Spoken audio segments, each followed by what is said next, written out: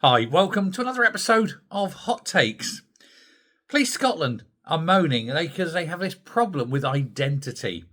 Football supporters are increasingly wearing balaclavas. I wonder why. Well, of course, the police get out and they have their little cameras and they're filming everything and they have facial recognition technology and all this. And so, as a result, people don't want necessarily to have their faces recognised. And so they're wearing balaclavas, and the police don't like it. But of course, they have a problem. And of course, there was a problem between Rangers, say, and Celtic at the League Cup final. And of course, there was lots of trouble, as there always is at the great events like this. And they took to wearing these balaclavas. They couldn't be recognised, and therefore really couldn't, unless they were physically arrested by the police, couldn't be traced later. The police really want to do something about this, but they are, well, tied up, aren't they? They can't do anything. Now, first of all, if ever you see riot police, they cover their faces too. Odd, isn't it? Odd how they want their faces covered so that nobody can tell.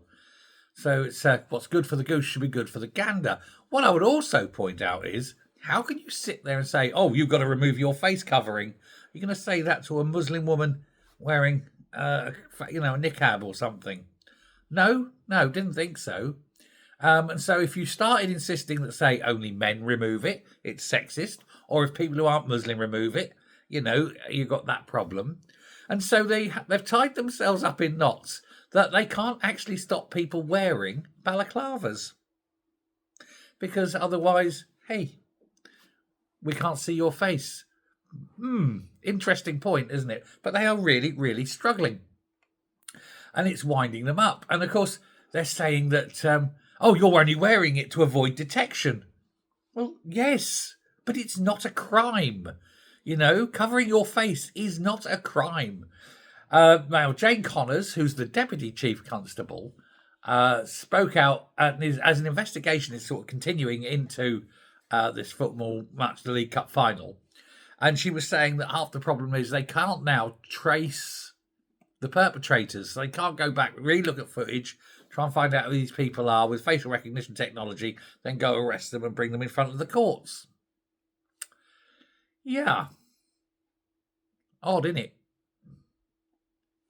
I think going forward, that may well be where a lot of people, especially YouTubers, might need to go. Put on a mask, have a little bit of voice synthesis, just to make sure that you don't get a knock at the door for saying things that the authorities don't like. Yes, it's a question of identity, isn't it? If they can't tell who you are, they can't arrest you, regardless of what you do. And they've brought it on themselves with their political correctness. Bless. Thanks very much. Take care. Goodbye.